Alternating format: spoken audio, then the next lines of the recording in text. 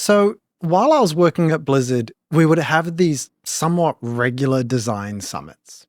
Basically, all the designers at the company gathering at a nearby hotel for a few days to discuss design topics and focus on furthering our craft. Each time, people would give talks on design. I remember Ben Brode gave a talk about yes and. Robin Walker from Valve visited and gave a talk about Team Fortress 2. And one time, Jeff Kaplan, who was the director of Overwatch at the time, gave a talk about rough edges. And this idea of rough edges is what I want to focus on today with a few indie RPGs. The gist of the talk was that as designers, we're so focused on improving the design of the game for players that we kind of smooth out the interesting parts of it under the guise of usability or player comprehension. Take modern-day World of Warcraft versus classic WoW as an example. In Classic, there was a quest where you had to find Mankirk's wife in the Barrens. The quest giver, Mankirk, asks you to find his wife, who's lost in battle. He gives you a vague description of a small camp, but not much else. The player is then left to their own devices to search for the body. Now, in Classic, there was no markers on the map. There were no highlighting on quest objects. And as a result, that made this quest really hard. On top of that, the body was labeled as burned corpse. So even if you did manage to find the camp, which was super far away, there's a chance you wouldn't even think it was correct and just keep going. This quest might seem like bad design, but this lack of detail and UI resulted in one of the most memorable social experiences in World of Warcraft. Don't forget, WoW is fundamentally an MMO. And in every MMO, there are chat channels where you can just chat with other nearby players. This meant that many players, when they got stuck on this quest, would ask in chat, "Where's Mankirk's wife?" And this resulted in one of the most memorable quests in the game to this day. If you played WoW back then, and you had a Horde character, you know what I'm talking about, right? The original Mankirk's wife is an example of a rough edge. And there's no way you'd ever find a quest like that in modern day WoW. They've all been smoothed out. And there's no more stories in the community of Mankirk's wife style moments either. There's nothing quite as memorable. The game has been so polished. The process of designing not just quests, but systems and mechanics is so refined that it's lost a lot of its heart. Not only would the quest text never be so ambiguous, but there would be markers on your map showing you exactly where to go that are tied to the quest. And the corpse would have an outline on it and a tooltip driving home that this is where you should be. You'd never need to use chat. The game would just kind of tell you everything. Now, I know I'm beating up on WoW as an example, but it's far from the only game that does this. Many big games have done such a good job of polishing their products that there's no longer any variability, any expression, any authenticity in their games. Players, they aren't given the opportunity to learn or truly explore. They're on rails. The next step in progression is guaranteed to be put in front of them at exactly the right moment. Some of this is, of course, driven by MAU and DAU and retention in the name of monetization, but much of this is driven by designers over-indexing on polishing the experience. A friend of mine who worked on Ensemble shared a story about how, when they were making Age, they would get asked by people, "Could my mother understand how to play that?" What a ridiculous question. Of course not. It's actually irrelevant. She wouldn't even be playing it. She isn't even remotely the target audience for an Age of Empires type game. I mean, maybe she is, right? But in general, no. Yet this type of attempt to abnormally broadened the audience into groups which would never be adopters anyway, resulted in a lot of this smoothing out of the experience. Okay, so rant over. What's my point? Well, this smoothing out has resulted in many games losing their soul. They've become so smooth that rather than being interactive, they're kind of passive. Sure, you're clicking on the controller, but there's very little engagement. And as designers, that's our fault. We do that. We often get so focused on improving the player experience that we don't allow the player to have fun figuring out how to do it. So it's refreshing when I sit down to play some indie games which, deliberately or not, whether it's an intentional choice or simply due to lack of time and resources, don't smooth over all of those rough edges. Let's take a look at 3 indie RPGs that don't smooth over everything. Dig into the designs that are a little rough and see what we can learn from them. Barony is what you would get if you combined Minecraft, Daggerfall, and Rogue. With a simple, blocky look, the game contains some complex and challenging system. Lacking any kind of meta currency to make the game easier over time, the game forces players to leverage the knowledge that they earn by playing the game, making mistakes, dying, and repeating. This is a true rogue-like. The game has actually been out since 2015, and since then, the developers, indie company Turning Wheel, have continued to support it with updates and content. In this time, the developers have done a fantastic job of not smoothing out the rough edges, though it likely would have been hard not to, given how vocal much of their audience can be. One of these systems is their cursed items. Cursed items are gear which you can equip on your character that have negative effects. One of those being that once equipped, you can't easily take them off. Likely inspired by Dungeons & Dragons or Rogue, these items are what I'd describe as kiss-curse design, where there's potential for a strong upside, but it comes at the risk of a big downside. This ties really closely with the game's item identification system, but I'll get to that in just a second. They generally fall into a few different categories. Really bad ones, which are just all negative. Most players, they just don't even bother with these and discard them very quickly. Then there's more joke ones. These are ones which have some humorous side effects, but the benefit they provide usually isn't worth the trade-off. Then there's the interesting ones. These are the ones which are balanced just right so that maybe they might be worth it.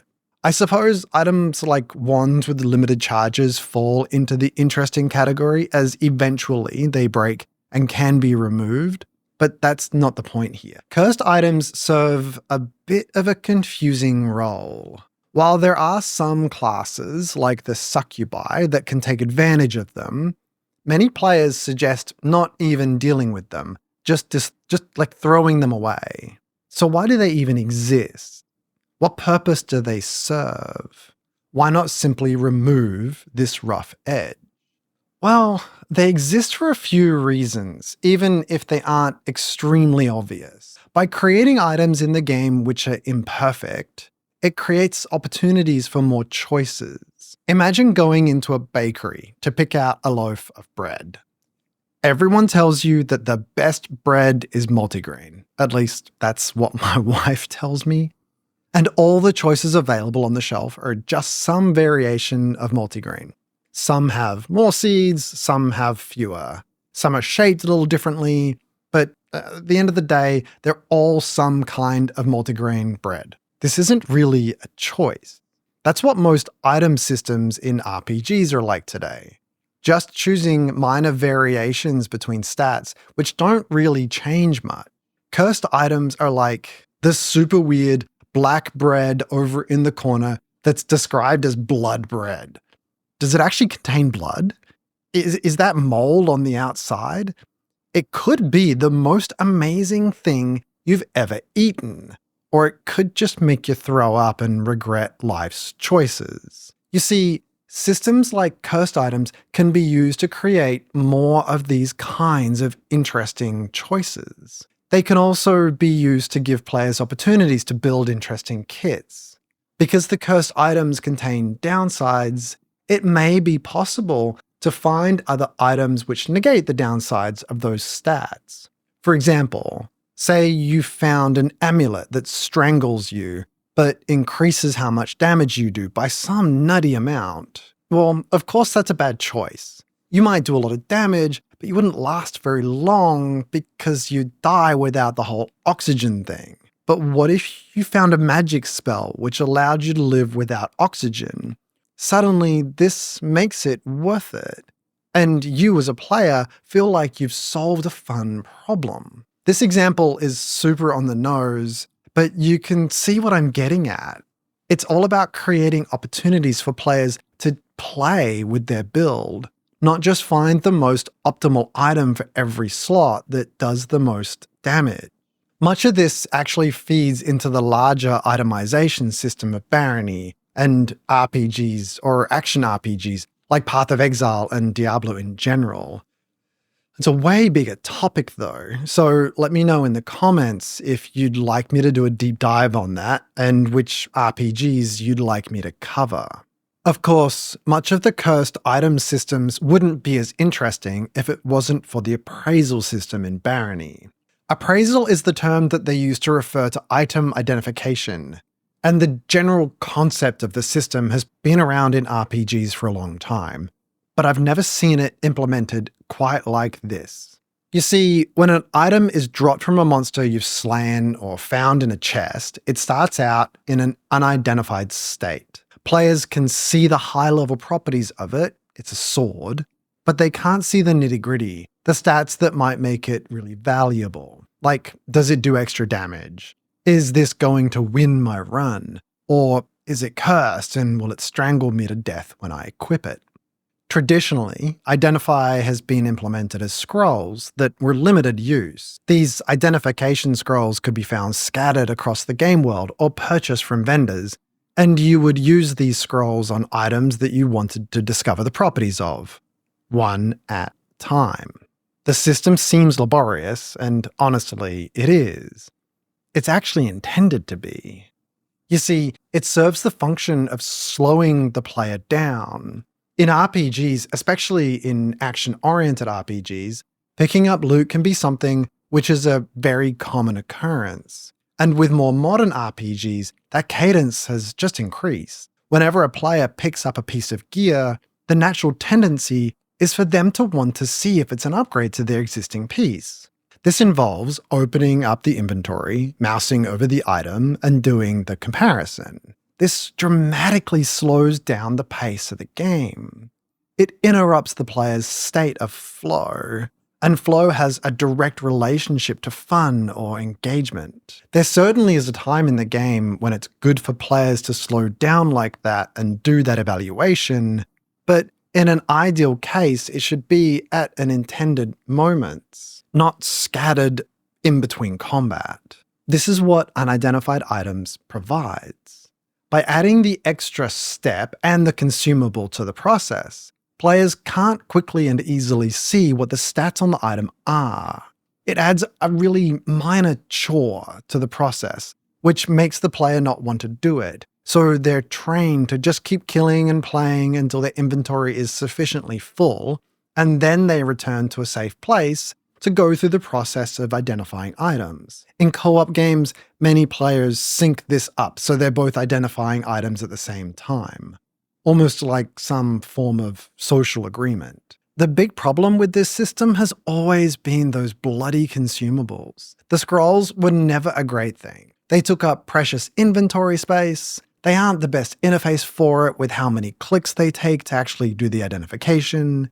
In the realm of rough edges, they were definitely one of the roughest. Some games kept it, but only on really valuable items, which didn't really solve the problem. Some put it on a vendor back in town that could identify all items at the same time.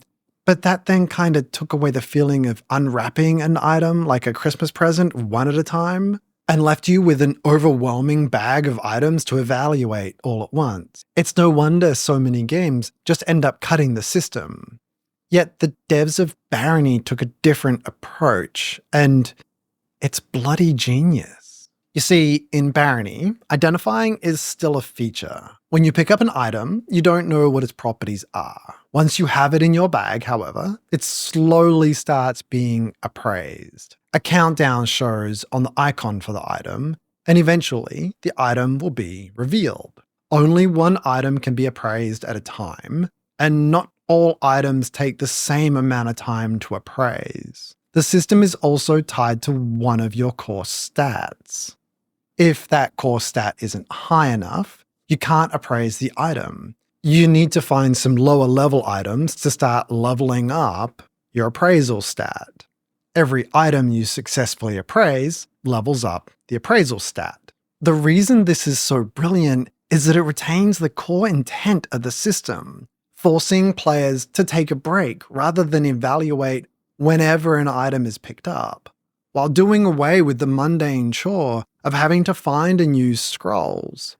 Sure, scrolls still exist for items that you really want to identify right now, but it's not a required function. Players collect items into their inventory, and as they play, those items get revealed passively. Eventually, players pause and do a quick pass through the inventory to make decisions on upgrades, and move on. Not only does this retain the core of the system, it also fits really well with the overall design of the game. Barony wants you to move forward quickly. They even have a Minotaur system to force you to move through levels hastily. On top of that, they found a way to integrate it with some of the core stats of the character, and how characters appraise items is different based on their kit.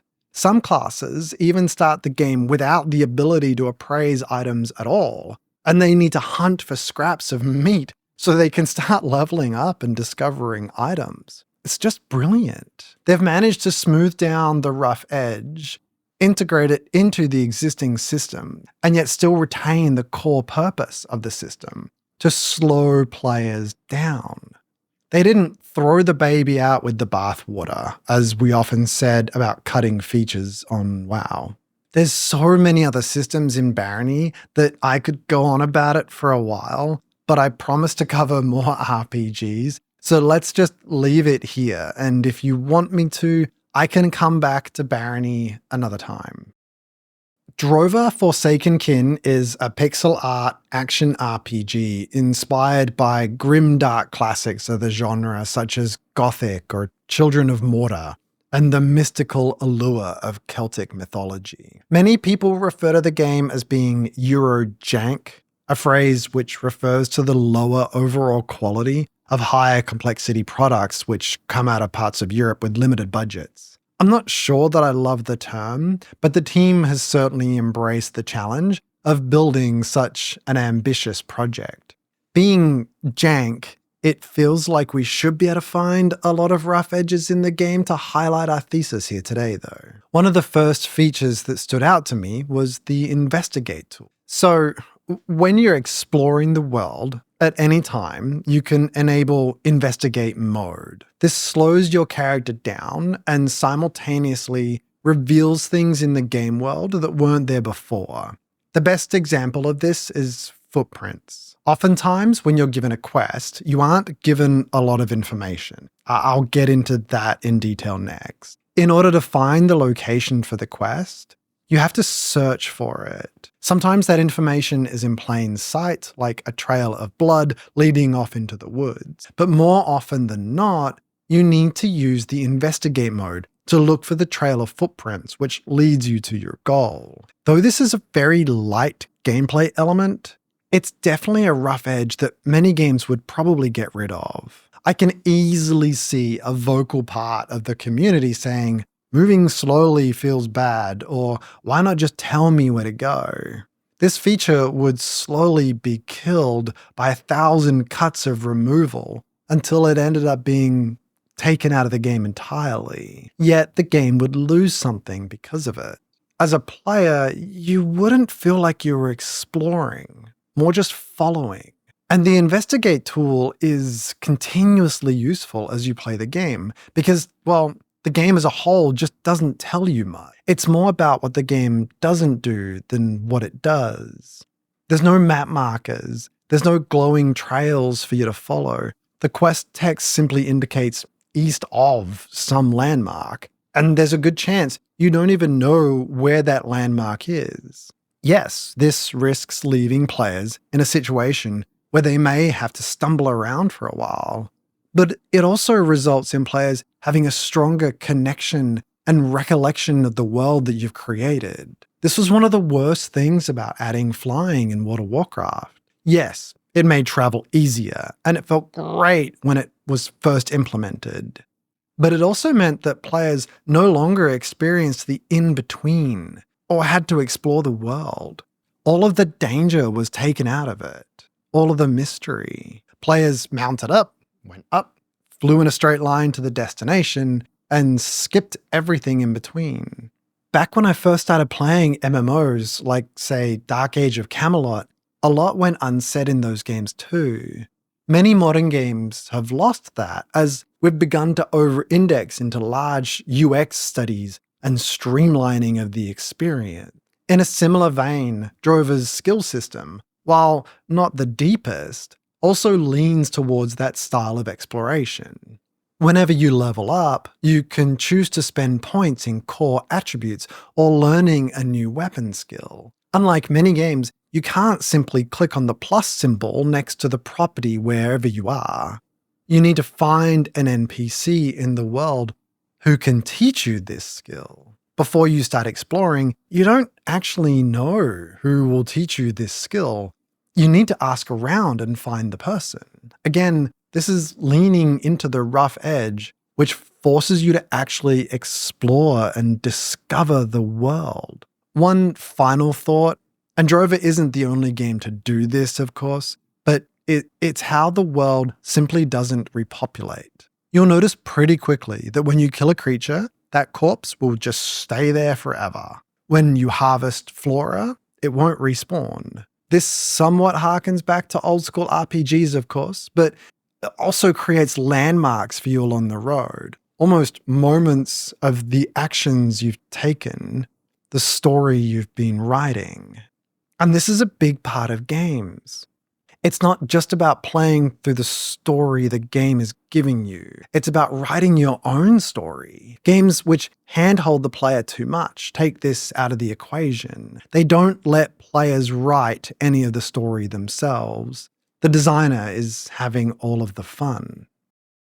Stoneshard is an open-world, turn-based pixel RPG that is, well, super hard. Though the turn-based nature of the game may not be for everyone, the open-world element creates opportunities for organic, discoverable gameplay, which is really hard to pull off in RPG games. I want to note that all of my playthrough here was in a build just before they released a big update recently.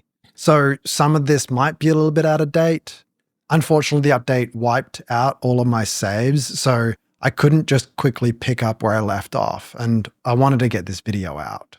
A big component of open world games like this is how, well, open-ended they are. Even with a main story quest line, there's very little hand-holding, and players are pretty much expected to have to choose for themselves what they want to explore or what they want to do next. For example, once you wrap up the prologue, you can pretty much just go and start wandering through the world. Something that's quite interesting, though, is that there are many NPCs that you can talk to, and they'll give you suggestions on where to go to find points of interest. This adds markers to areas of the map for you to go to, but you still don't really know what's there. You have to go figure it out for yourself. Oftentimes, these end up being enemy camps with a few bad guys and loot. One of the best things about these camps I found was that you could sleep in the beds of the guys I just killed. Something about that just felt hilarious. This is absolutely a rough edge that many games would have cleaned up. But now I get this kind of mental story where I'm like some maniac who goes into enemy camps, slaughters them, and then takes pleasure in sleeping in their beds surrounded by their corpses. How else can you do that except for a game? Stoneshard has a ton going for it, but I really want to focus in on their health and pain system, because it's way more interesting than most RPG health systems. The player's character has a total health pool. They also have a paper doll with limbs, which have their own health associated with them. This is similar to other games like Escape from Tarkov. Whenever your character takes damage, the health pool is reduced, and some of that damage is also transferred to a random body part. Your total health is reduced when your limbs are damaged. So, for example, if you have a bit of damage spread across a few limbs, rather than being able to heal to full, you may only be able to heal to 90%. There are also modifiers or injuries that are applied to limbs once they reach certain damage thresholds. These injuries all come with associated contextual effects. For example, if your hand is really damaged, you drop the weapon you're carrying. If your head is really beat up, casting spells is harder, or you can even fall into a coma. On top of all this, there's a general pain system, which reduces your overall combat efficiency. All of these effects take different kinds of consumables to recover from, such as bandages, splints, or potions. This seems crazy complicated for something that's usually as simple as health bar, right? Like, why not just have the health bar and then one potion that players can consume to recover it? Well, it comes down to how much thought you want your players to put into various elements of your game. Stoneshard's combat, in general, isn't the most complicated of systems. Being turn-based, much of it comes down to click and watch and repeat. This isn't a criticism. I think it's perfectly fine as is. But if the healing system was overly simplistic, this would risk the general combat loop of engagement and recovery becoming pretty boring. By integrating more complexity into the health system, separating out the damage into body parts, and integrating random chances and effects to occur, they've added an appropriate amount of depth to their combat model. All of these RPGs have a lot of systems which likely just wouldn't show up in bigger, more polished games like Veilguard and Starfield. But I think that's also a big reason why those bigger games feel stale. They feel bland. As a designer, often it's our job to create obstacles for the player to overcome. Yes, sometimes how to overcome those obstacles needs to be laid out quite clearly, but oftentimes you need to find a way to be comfortable letting the player figure it out for themselves how to overcome them. Make sure you're letting the player have as much fun playing the game as you are designing it. I hope you enjoyed this one. Thanks for letting me rant, and thanks for watching. I look forward to seeing you all again next time.